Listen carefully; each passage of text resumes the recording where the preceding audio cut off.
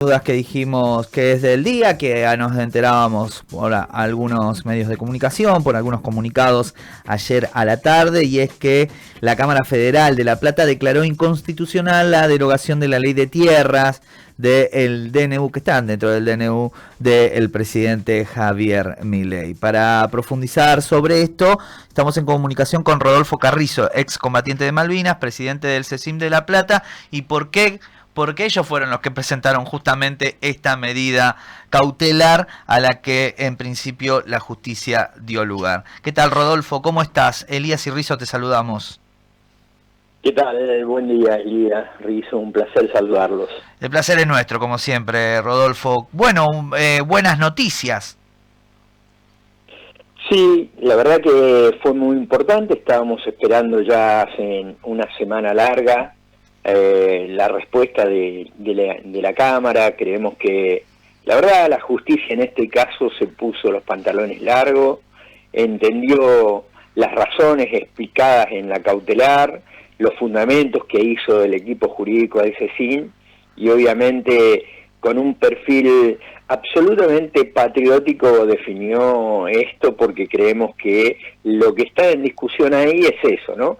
Cómo defendemos nuestro territorio, cómo defendemos frente a cualquier intento de extranjerización, porque me parece que es importante poner como antecedente que en la Argentina Malvinas es un territorio usurpado hace 191 años, y ahora en esta temporalidad el lago Escondido está enajenado en 12.000 hectáreas por un magnate británico, que obviamente hace uso de un lago que es de todos los argentinos y que es limítrofe con otro territorio que es Chile, ¿no? Claro. Entonces, en ese sentido, sí.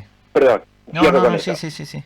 En ese sentido, la respuesta de la Cámara creo que ha sido de comprensión y de entender que el CECIM tiene la autoridad como para ser el promotor de esta iniciativa, ¿no?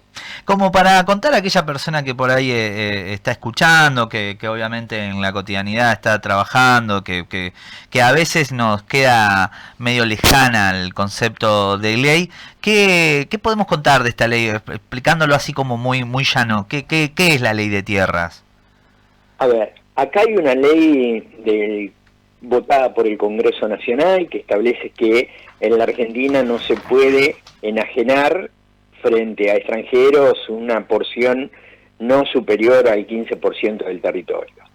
Esto implica evitar un proceso de que vengan y compren los grandes grupos concentrados de la economía, tal cual lo promueve Milei en la idea de lo que sería DNU. Sí. Bueno, que se habilite y se compre lo que cada uno quiera. Una Argentina comoditizada, ¿no? Entonces, bueno, si querés comprarte 150.000 hectáreas y tenés el dinero, te lo compras. Cuando en realidad esto lo prohíbe la ley, pero creo que acá es donde está la trampa. Esa idea es para comprar los puntos estratégicos donde están los mayores recursos naturales y los mejores recursos naturales que tenemos los argentinos. Uh-huh. Entonces, en ese sentido, el Congreso había ya votado una ley y DNU pasaba como un tren por arriba con, obviamente, anulando esa ley y haciendo esto que a nuestro criterio es un desaguisado, que tiende a la extranjerización de la tierra y obviamente tiende a romper el principio constitucional que tenemos los argentinos, que es la de la integración territorial, ¿no? Entonces, sí, no, te escuchamos, entonces, en ese sentido, creemos que la respuesta de la Cámara ha sido, bueno, acorde a los argumentos que hemos esgrimido en la cautelar, ¿no? Claro. Pensaba en que esto que veníamos diciendo, digo, desde varios sectores, que el DNU es inconstitucional por donde se lo mire, hay ciertos sectores que el Poder Judicial se lo está demostrando. Venimos repasando todos los distintos lugares en donde empiezan a decirle, che, claro, esto no, por acá no se puede avanzar. Veníamos la semana pasada a hablar incluso con OSDE de las prepagas y del aumento desproporcional. Acá tenemos otro, digo, ¿cuánto del DNU tiene de tanto inconstitucional? Sí, creo que también pasa una cosa importante que me parece que hay que ponerlo en contexto. Fue muy importante que el Senado de la Nación votara en contra, ¿no? Sí. Porque esto también aparece como un respaldo implícito a los jueces que, bueno, tienen una actitud a veces vacilante, porque también tienden a entender de que si ellos sacan fallos contra el gobierno pueden ser también, ¿no? Sancionado, claro, reprimido, exactamente. ¿Por qué? Porque lo que ha tratado de hacer el gobierno es tratar todo el tiempo de infundir el miedo.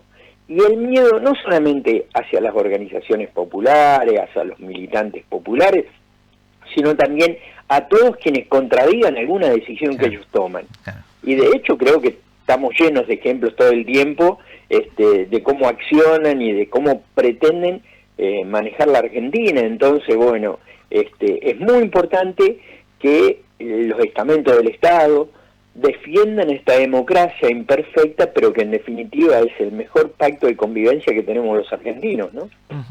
¿Qué tal, Rodolfo? Acá Elías te saluda, buen día. Buen día, Elías. Te quería consultar, cambiando de tema, pero no tanto, porque seguimos hablando de soberanía.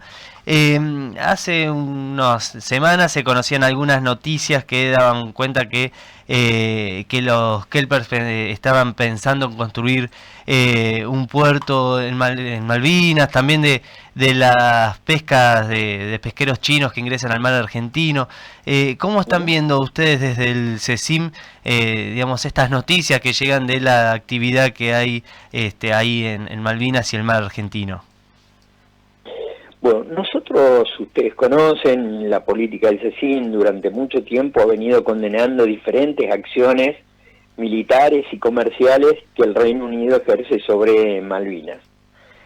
Pero no solamente sobre el territorio de los 11.700 kilómetros cuadrados que son las islas, sino sobre el Atlántico Sur, donde su objetivo estratégico es precisamente apoderarse de aproximadamente casi 2 millones de kilómetros cuadrados. ¿Y por qué es así? Bueno, porque obviamente ahí hay una cantidad de recursos esenciales para la vida en el planeta, tanto alimentarios como energéticos como agua.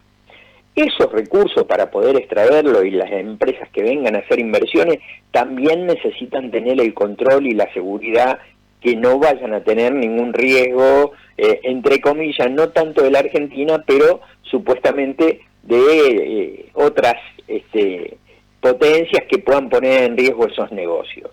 Y por eso fortifican cada vez más la isla, por eso cada vez construyen más poder militar ahí y obviamente hacen uso abusivo del mar argentino. Y hacen estos negocios que son terribles. Si nosotros pensamos que del 2005 a la fecha el Reino Unido, en concepto de otorgamiento de licencia de pesca, han obtenido recursos en términos de costo equivalente a la deuda externa argentina, ustedes fíjense en la magnitud, claro, de lo que representa este negocio.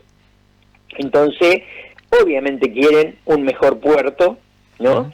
Ese puerto no es nuevo, es un puerto que tiene un proyecto que está combinado con el proyecto Mar Harbor, pegado a la isla, pegado a la base de Mont Pleasant, que obviamente también tiene el aparcamiento de submarinos y hacen patrullajes todo el tiempo sobre el Atlántico Sur y obviamente hacia nuestra Antártida. Es decir que es sistemático el plan de control, de injerencia militar, y para eso, para poder hacer todos esos gastos militares necesitan generar negocios que les permitan también el financiamiento de los gastos militares. ¿Se entienden cómo es un doble juego, no? Claro.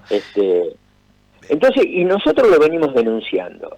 De tal manera lo hemos denunciado que hace una semana le enviamos una carta, documento a la canciller Mondino para que, obviamente, y ustedes conocerán, hay un silencio profundo de parte de la Cancillería frente a esto, y no hay un reclamo enfático como el que había hasta la gestión anterior, aún con las dificultades que tenía el gobierno anterior, pero siempre la Argentina ha sostenido con mucho énfasis, bueno, ampararse en la resolución 2065 de Naciones Unidas, que hacen y apelan, bueno, a discutir la cuestión de fondo y obviamente defender la soberanía argentina plena.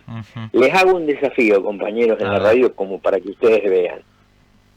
Pregúntense, ¿cuántas veces ustedes escucharon al presidente de la Nación, desde que asumió a la fecha, nombrar la palabra Malvinas? ¿No? Creo que ninguno. Y en campaña, cuando reivindicó a Margaret Thatcher en el debate, no sé si nombró, pero peor todavía, digo. Entonces, digo, esto que nos trae a la risa también nos tiene que traer a la reflexión, ¿no es verdad? Sí, totalmente. Es decir, cuando hay desprecio por esto, ¿no? Porque uno dice, bueno, a veces parecen cosas ¿no? Hay desprecio por las mujeres por el tema del aborto, hay desprecio por la científica, hay desprecio por las maestras, hay desprecio por cualquier derecho social, y también obviamente hay desprecio por Malvinas, ¿no? Este gobierno, si hay algo de lo único que no se precia, es de ser patriótico y obviamente antiimperialista y mucho menos anticolonialista, ¿no? En ese sentido, necesito preguntarte si escuchaste la entrevista ayer de la vicepresidenta. No es de mi agrado, pero he escuchado, viste, en los posts. Sí, creo que ahí lo que se pone en evidencia también es la contradicción entre ellos, ¿no es verdad? Y a veces los riesgos del discurso, ¿no? Porque a veces uno tiene tan internalizado una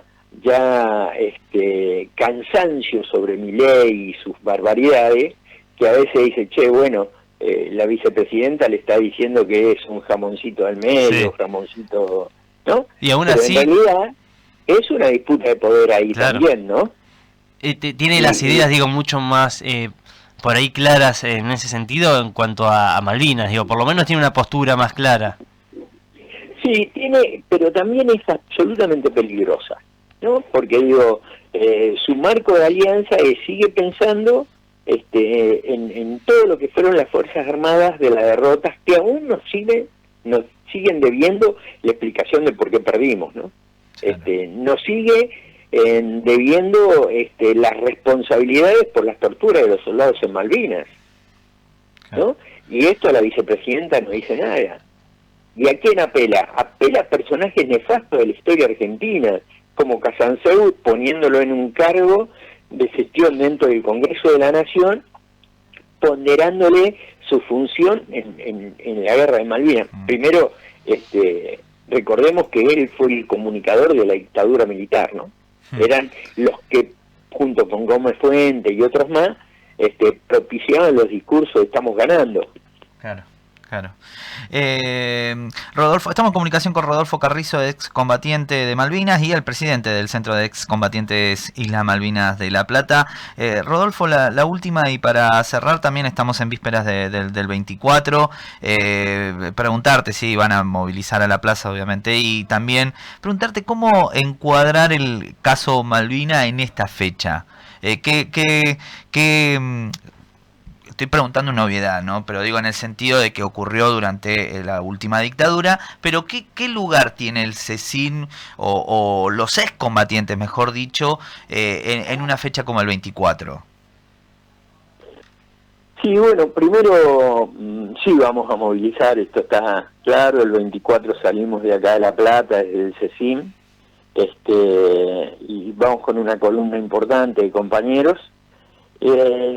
Y para nosotros es muy importante este hecho, porque Malvinas también fue la dictadura, ¿no? Malvinas no es que fue un acontecimiento, una dictadura democrática, blanda, que el día 1 de abril cambió y dejó de ser la que hizo desaparecer 30.000 personas en la Argentina, ¿no? Entonces, la dictadura generó como acción política y militar la guerra de Malvinas, y que tuvo un alto costo en nuestro pueblo, porque obviamente murieron muchos compañeros ahí, es la generación que ellos decidieron políticamente inmolar, que la mayoría, el 98% de la muerte de los soldados en Malvinas eran civiles cumpliendo la ley del servicio militar obligatorio, ¿no? Que no hay ningún general que cayó en la guerra peleando. Entonces me parece que es muy importante reivindicar esa memoria y que obviamente en este 24 de marzo también se exprese que la democracia y el Poder Judicial nos siguen debiendo por la impunidad por los soldados que torturaron en Malvinas. Miren, llevamos 42 años y no hay un solo militar que haya sido procesado, ¿no? Con más de 120 soldados denunciantes, con más de 30 soldados que han denunciado en la causa del Regimiento 7, y que creemos que es muy importante esto a la hora de revelar la verdad y obviamente tratar de encontrar la justicia como un camino que obviamente nos haga vivir mejor como sociedad, ¿no? Entonces esto es muy importante que nosotros lo marquemos, lo queremos señalar todo el tiempo y también porque nos parece que es fundamental para la memoria colectiva de los argentinos no olvidarnos de Malvinas, que fue una dictadura militar la que organizó y obviamente pergeñó esta nefasta guerra, ¿no? Rodolfo, te agradecemos como siempre la comunicación, ha sido muy amable.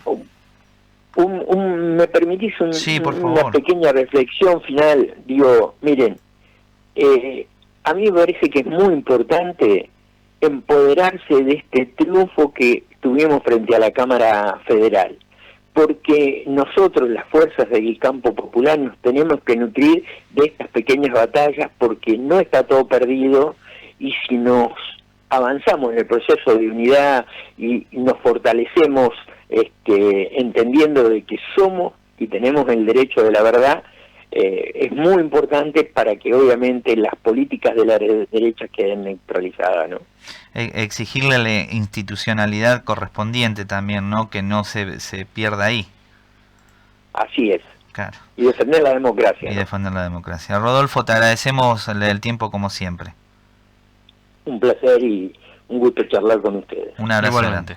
Rodolfo Carrizo, presidente del Centro de Excombatientes Islas Malvinas de La Plata, y celebramos este triunfo dentro de la Cámara Federal de La Plata, en donde por un amparo que presentó el CECIN se logró que se frenara la derogación, se consideró inconstitucional la derogación de la ley de tierras que tiene el DNU 70-2023, que es básicamente entregarle la tierra a extranjeros. Bueno, esto fue logrado por el CECIN y también es otro motivo para seguir convocando y cruzarnos en la plaza. Desde 2005,